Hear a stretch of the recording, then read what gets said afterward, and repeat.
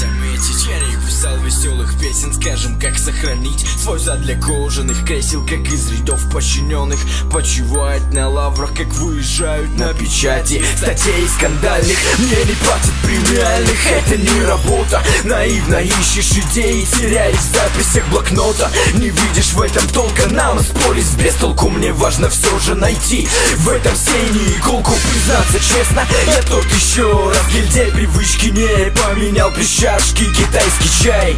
Как и раньше, кроссы на сезон в ритме урбана, и так уже не по часам, а ежесуточно. Еще пока тот возраст, возможно, остепениться и совершая дела, не прибегать к интуиции. Но ход моих мыслей направлен в русло иное, что позволяет отличаться от остальных на фоне. Для почета все сказанные мной слова — это то, что отличает меня от тебя. Вера в идею стать частью общего дела.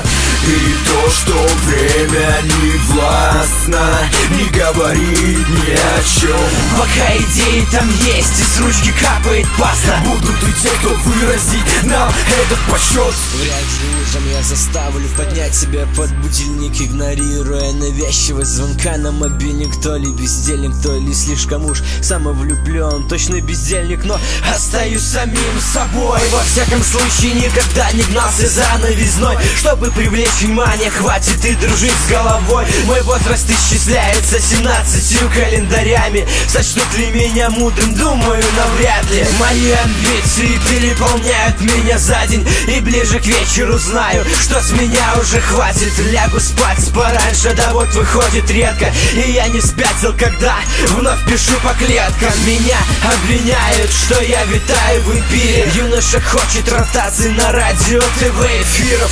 Чего же я хочу? Это внимание малость. Обзавестись слушателем — моя главная слабость. Для почета все сказанные мной слова — это то, что отличает меня от тебя. Вера в идею стать частью общего дела. И то, что время не властно, не говорит ни о чем. Пока идеи там есть и с ручки капает паста, будут и те, кто выразит нам этот почет.